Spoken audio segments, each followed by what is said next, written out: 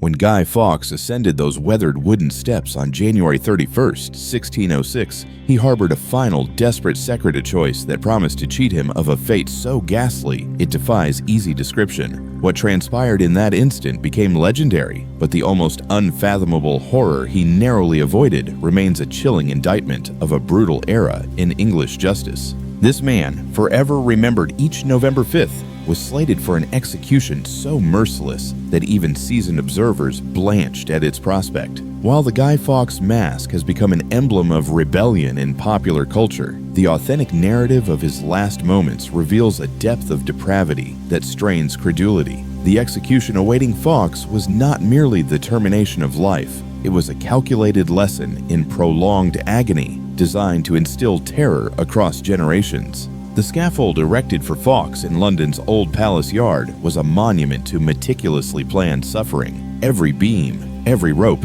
every implement was carefully selected to ensure his demise unfolded in stages, each more excruciating than the last. The throng that amassed that frigid January morning anticipated hours of systematized torment, a spectacle intended as both entertainment and a dire warning. Instead, they witnessed an act of audacious defiance that stripped the crown of its intended display of absolute power. Fawkes's ultimate deed denied King James the satisfaction of a slow, agonizing death, indelibly marking him in history as a man who seized control of his end rather than succumbing to the calculated barbarity of Tudor justice. The true horror of Guy Fawkes's intended execution transcends the sanitized accounts found in most history books. The legally prescribed method for treason was not simply brutal. It was meticulously crafted by minds that understood human anatomy and psychology, aiming to inflict maximum suffering while prolonging consciousness for as long as humanly possible.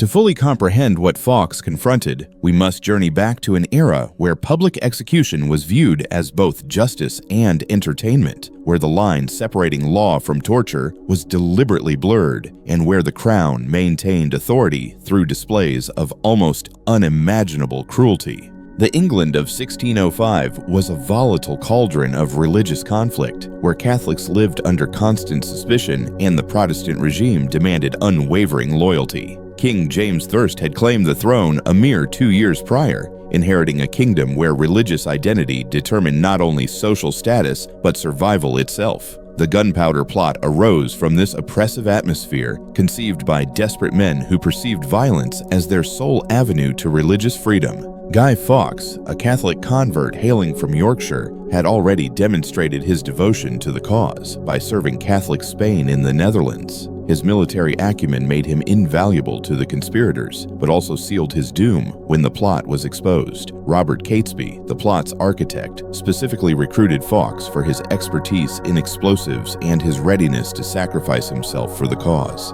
The plan possessed breathtaking audacity: 36 barrels of gunpowder, enough to obliterate the House of Lords and eliminate King James I, his family, and virtually the entire Protestant aristocracy in a single, earth-shattering explosion. This cataclysm would resonate throughout London, signaling the commencement of a Catholic uprising, one the conspirators were convinced would restore England to papal dominion. However, the plot's discovery on November 5, 1605, transformed what might have been a triumphant revolution into a harrowing nightmare of interrogation and torture. Fawkes was apprehended in the cellar beneath Parliament, surrounded by enough explosives to reduce entire city blocks to rubble. His capture initiated a judicial machine honed over centuries to break both body and spirit. The interrogation of Guy Fawkes began immediately, employing techniques perfected by the Tower of London's seasoned torturers over decades of practice. The rack, the scavenger's daughter,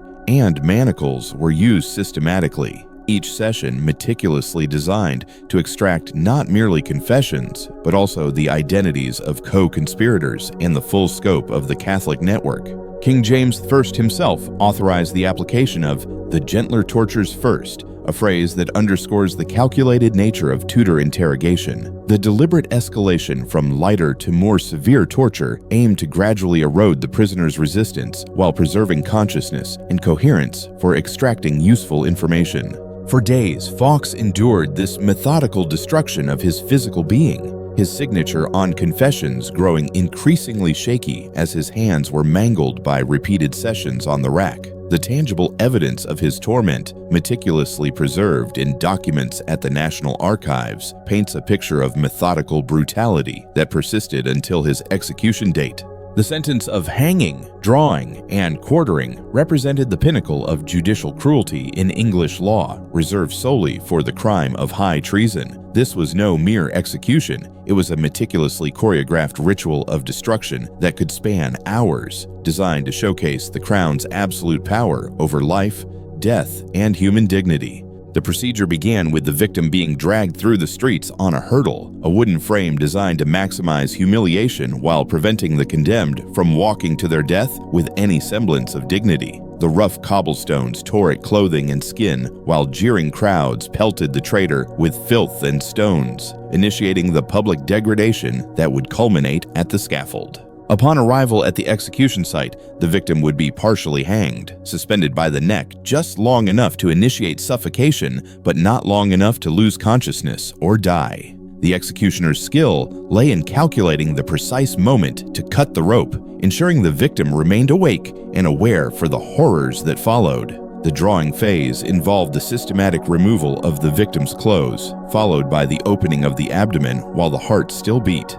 The executioner would reach inside the body cavity and extract the intestines, often burning them before the victim's eyes. Contemporary accounts recount victims who remained conscious throughout this process, their agonizing screams echoing across the assembled crowd as their own bodies were systematically dismantled. The ensuing quartering was equally calculated in its barbarity. 4 horses would be attached to the victim's limbs, but the actual dismemberment was usually accomplished with axes and knives, as human joints proved remarkably resistant to being torn apart. The executioner would hack through bone and sinew while the victim's heart continued to beat, ensuring consciousness was maintained for as long as anatomically possible. The final indignity involved the public display of the severed head and body parts, typically impaled on spikes and displayed at strategic locations throughout London. London Bridge became a macabre gallery of decaying heads, a constant reminder to all who passed of the consequences of defying the crown.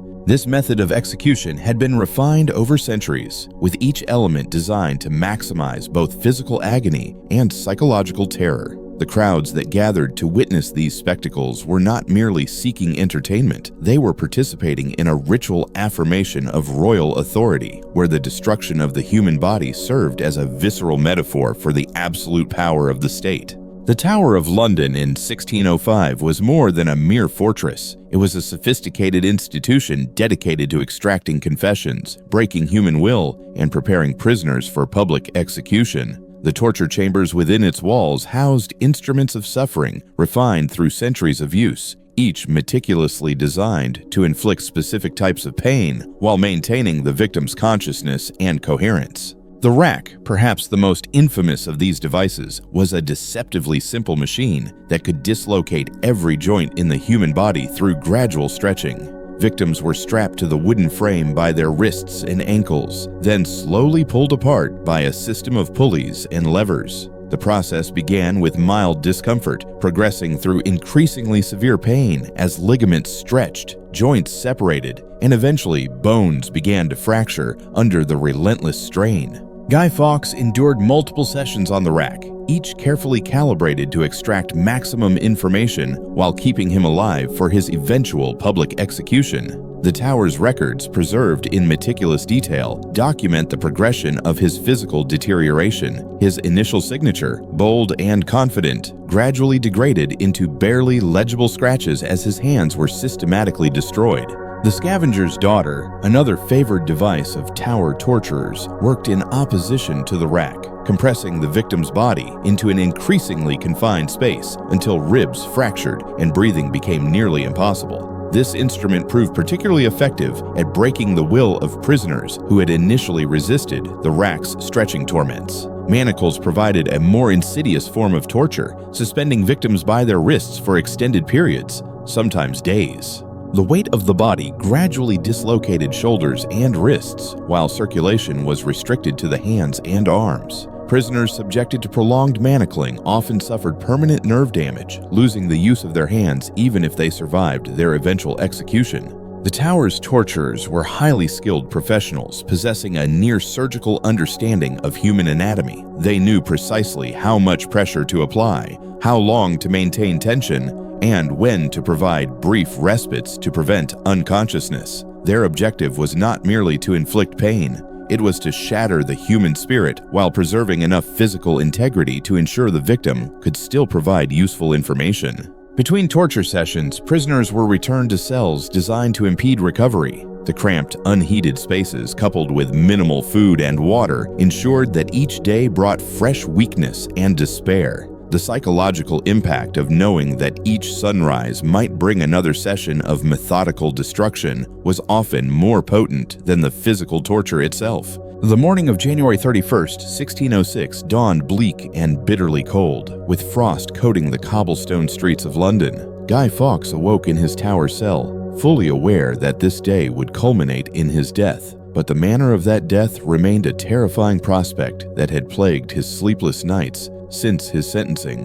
The sounds of construction had been audible for days as carpenters erected the scaffold that would serve as the stage for his prolonged agony. The procession from the tower to Old Palace Yard was designed as a final act of public humiliation. Fawkes, along with his fellow conspirators Thomas Wintour, Ambrose Rookwood, and Robert Keyes, were dragged through the streets on hurdles, their bodies already weakened by months of torture and imprisonment. The crowds that lined the route were in a festive mood, treating the occasion as a gruesome combination of justice and entertainment. Old Palace Yard had been transformed into an amphitheater of death, with the scaffold strategically positioned to provide optimal viewing for the thousands of spectators who had gathered to witness the execution. The structure itself was a testament to calculated cruelty, built higher than usual to ensure that every person in the crowd could clearly observe the suffering that would unfold over the coming hours. The executioner, his identity concealed behind a black hood, had prepared his tools with professional precision. The noose was positioned at exactly the right height to ensure partial strangulation without immediate death. The knives were sharpened to surgical keenness, designed to cleave through human flesh with minimal resistance. The fire for burning the intestines had been carefully tended to ensure the correct temperature for maximum smoke and flame.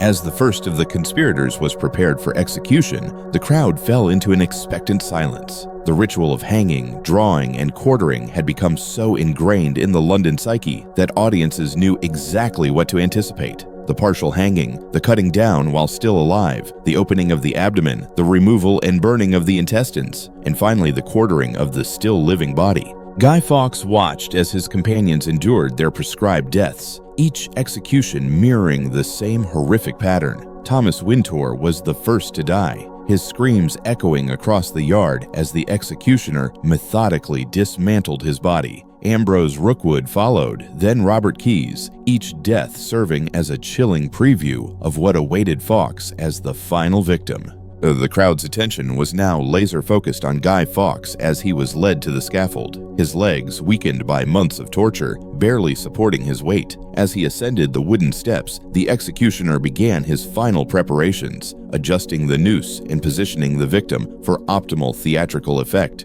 But what unfolded next transcended a routine execution, transforming it into an unprecedented moment of legendary defiance. As Guy Fawkes stood at the edge of the scaffold, the full horror of his intended fate spread before him like a macabre tapestry woven from pain and despair. He had witnessed the systematic destruction of his three companions, heard their blood-curdling screams, and smelled the acrid smoke emanating from their burning intestines. The stark realization that he was destined for the same methodical dismemberment while fully conscious ignited a spark of desperation that would indelibly define his place in history. The executioner's routine was ingrained, predictable. The noose would be placed around Fawkes's neck, positioned with care to ensure partial strangulation without inducing unconsciousness. He would be allowed to hang just long enough to begin suffocating, his face contorting and turning purple as oxygen was cut off, but not long enough to grant him the merciful oblivion of death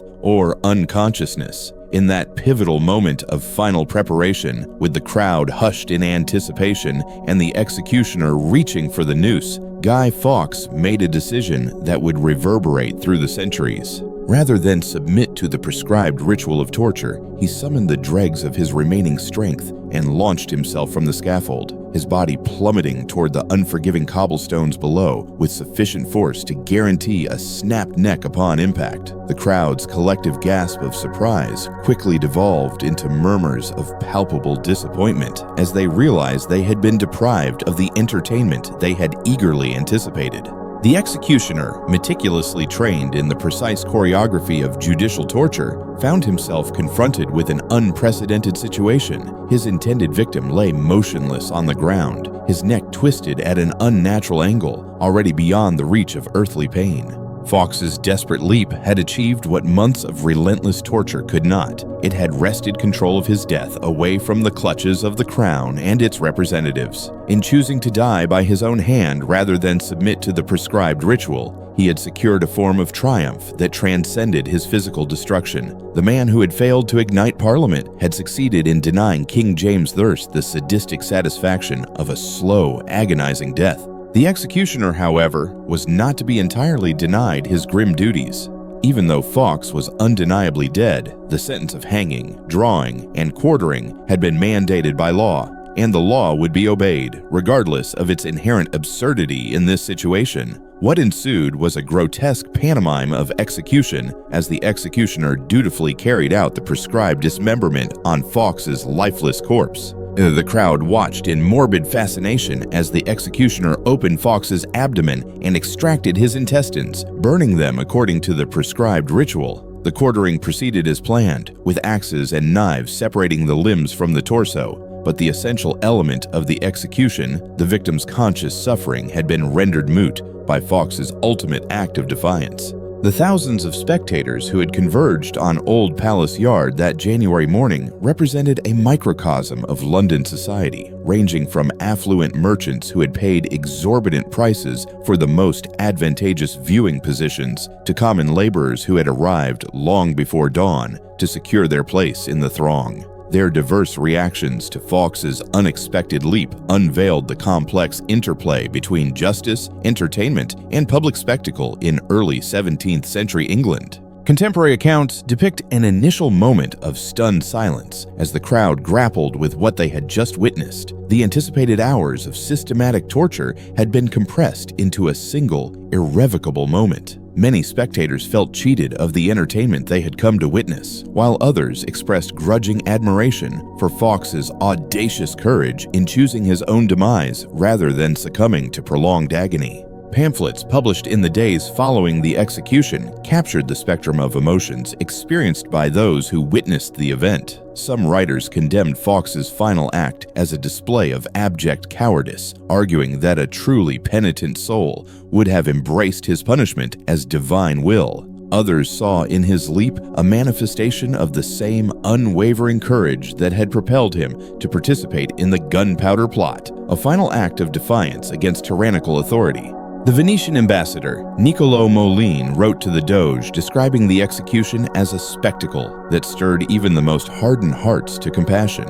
His diplomatic correspondence reveals that even within the international community, Fawkes' final moments were perceived as a demonstration of unwavering human dignity in the face of systematic cruelty. Religious commentators struggled to reconcile Fawkes' suicide with the tenets of Christian theology. Catholic sympathizers interpreted his death as a form of martyrdom, while Protestant ministers condemned it as a final, unforgivable sin that ensured his eternal damnation. These theological debates would persist for decades, with each side claiming Fawkes' ultimate act as validation of their own religious perspective. The economic ramifications of the curtailed execution were immediate and measurable. Street vendors who had stocked up for a day-long spectacle found themselves with surplus food and drink, while the owners of viewing platforms faced disgruntled customers demanding partial refunds. The execution industry, predicated on the assumption of prolonged suffering, had to adapt to a new reality where condemned prisoners might choose to preempt their own excruciating end.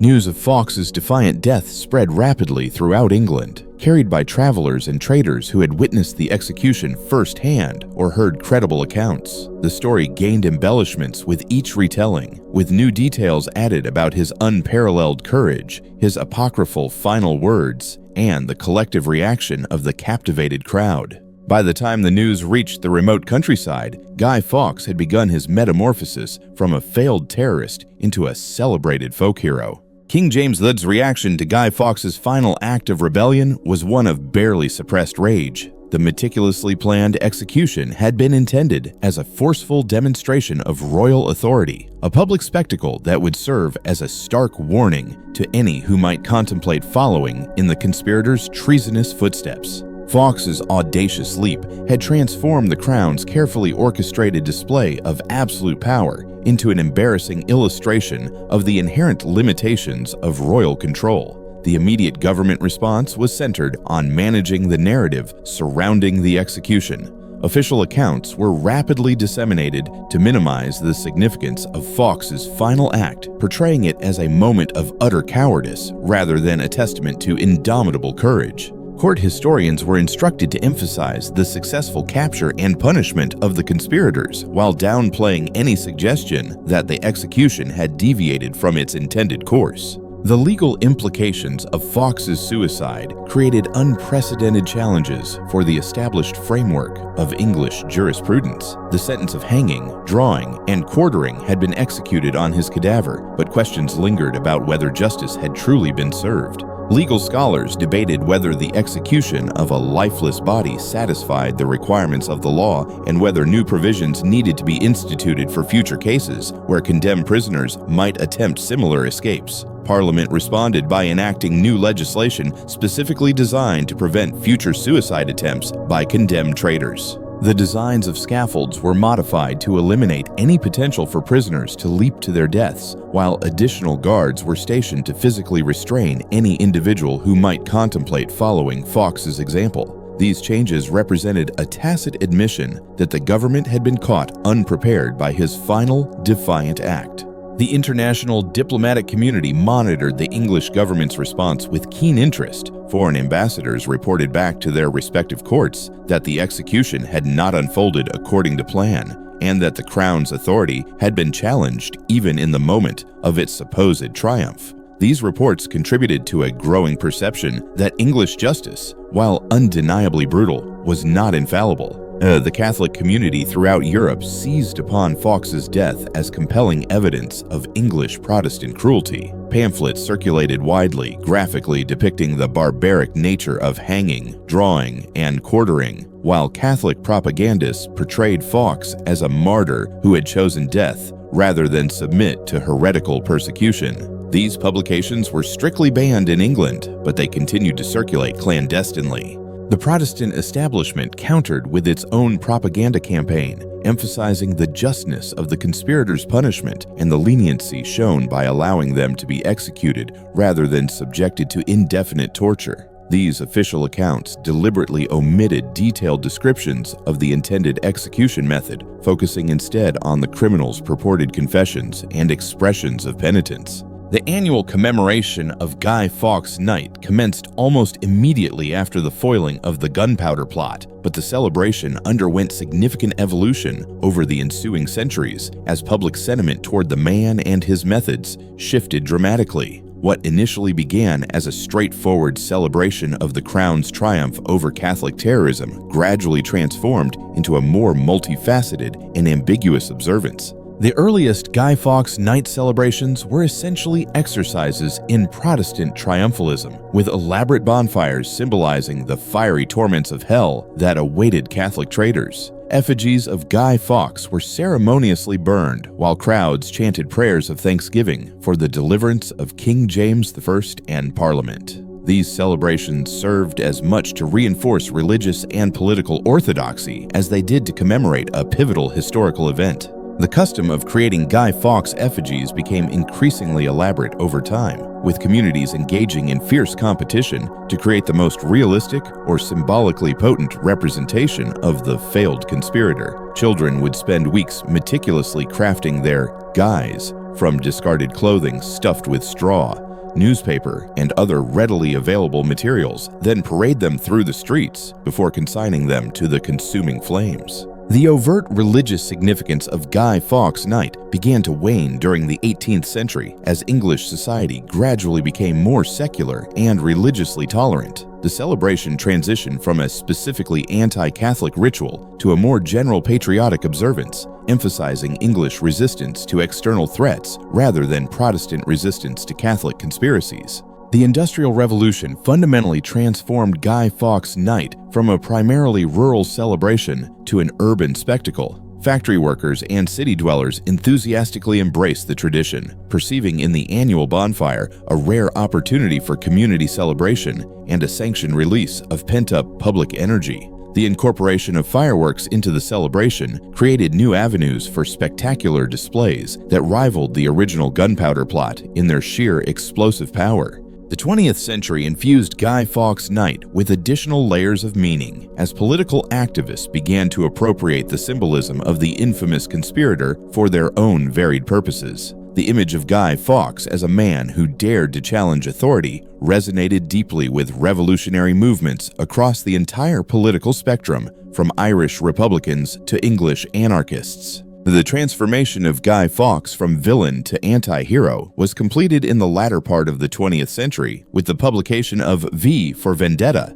and the subsequent widespread adoption of the Guy Fawkes mask as a potent symbol of resistance to oppressive authority. This modern reinterpretation completely subverted the original meaning of Guy Fawkes Night, transforming the man who had once been burned in effigy into a global icon of rebellion against tyranny. The enduring legacy of Guy Fawkes' final moments extends far beyond the immediate historical context of the early 17th century's religious conflicts. His calculated decision to embrace death rather than endure protracted torture established a powerful precedent that would be remembered and invoked by subsequent generations confronted with similar choices between capitulation and defiance. The compelling narrative of Fawkes' leap from the scaffold became a touchstone for ongoing discussions about human dignity in the face of systemic cruelty. Influential Enlightenment philosophers such as Voltaire and Cesare Beccaria cited his ultimate act as compelling evidence of the inherent barbarity of judicial torture, arguing that no state possessed the moral right to inflict such systematic suffering on any individual, irrespective of the severity of their crimes.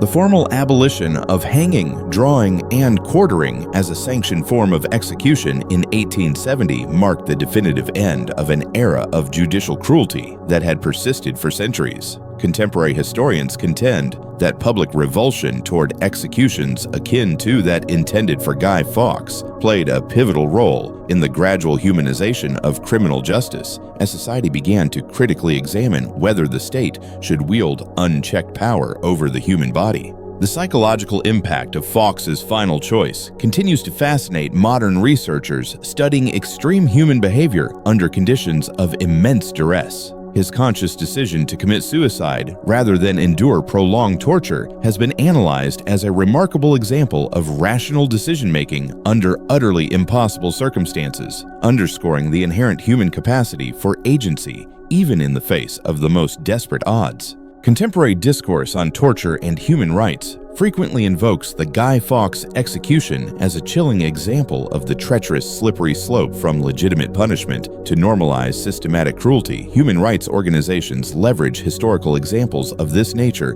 to argue that any acceptance of torture, even in ostensibly extreme circumstances, inevitably leads to the insidious normalization of brutality. The modern rehabilitation of Guy Fawkes as a symbol of principled resistance to oppressive authority reflects broader societal shifts in how we perceive the complex relationship between individual conscience and the overwhelming power of the state. What previous generations unequivocally condemned as terrorism, modern observers increasingly interpret as a justifiable response to egregious religious persecution and entrenched political tyranny. The annual Guy Fawkes Night celebrations continue to evolve and adapt, with each successive generation finding new and relevant meanings in the centuries-old story. Environmental activists utilized the occasion to stage protests against pollution and environmental degradation, while political dissidents of all ideological persuasions invoke Fawkes' enduring name to justify their own diverse forms of resistance to perceived oppressive authority.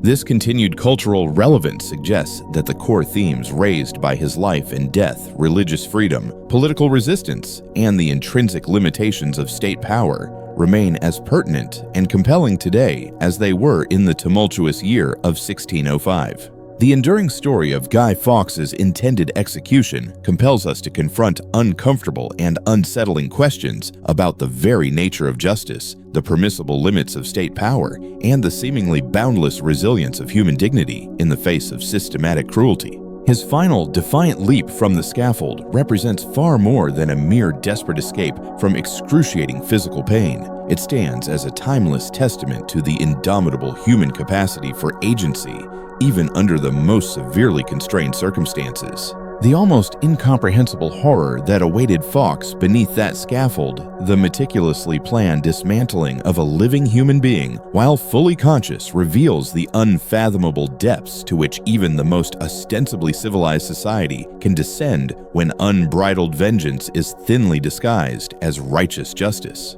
The disturbing fact that such barbaric executions were not only deemed legal, but even considered essential for the maintenance of social order starkly illustrates how easily profound brutality can become normalized when it serves the perceived interests of those in positions of power and influence. Yet Fawkes' final act of audacious defiance suggests that human dignity is not easily extinguished, even by the most meticulously orchestrated attempts at systematic dehumanization. His conscious decision to embrace death on his own terms rather than passively submit to the prescribed ritual of torture represents a resounding triumph of the resilient human spirit over institutional cruelty, a poignant reminder that even in our darkest and most desperate moments, we retain the inherent power to consciously choose our individual response to oppression.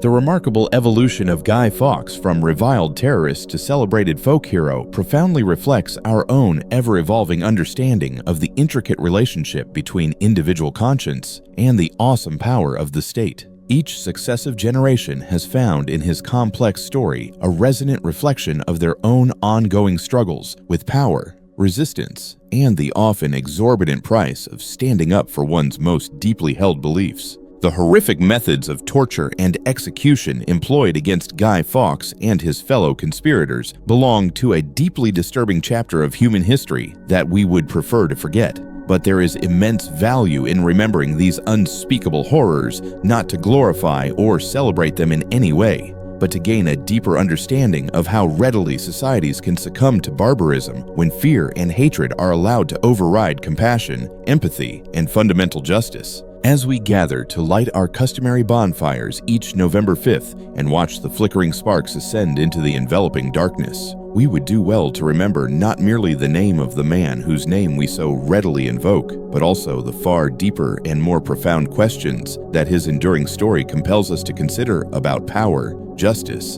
and the intrinsic value of human dignity. In a world where torture and systematic cruelty have not vanished but merely mutated into more insidious and subtle forms, the 4 centuries-old story of Guy Fawkes remains disturbingly relevant. The true horror of Guy Fawkes' intended execution lies not merely in the unspeakable physical brutality that was meticulously planned, but in the almost casual acceptance of such profound cruelty as perfectly normal and even necessary. His final, defiant act serves as a timeless reminder that even in our darkest moments, we possess the inherent power to choose dignity over abject submission, courageous resistance over complacent compliance, and unwavering hope over soul-crushing despair. That fateful choice, made in a moment of unimaginable desperation 4 centuries ago, continues to echo resonantly through the annals of history as a powerful reminder of both the very worst and the very best of human nature.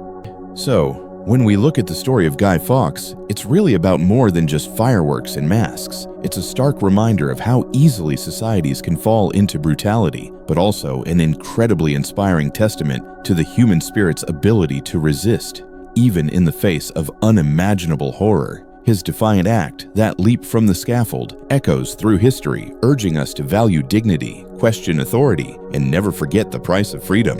I'd love to hear your thoughts on this. Did anything in particular resonate with you? Do you have any questions about Guy Fawkes or this era of history? Please leave a comment down below and let's get a conversation going. And if you found this video insightful, be sure to subscribe so you don't miss out on future explorations of history's most fascinating and thought-provoking moments. Thanks for watching.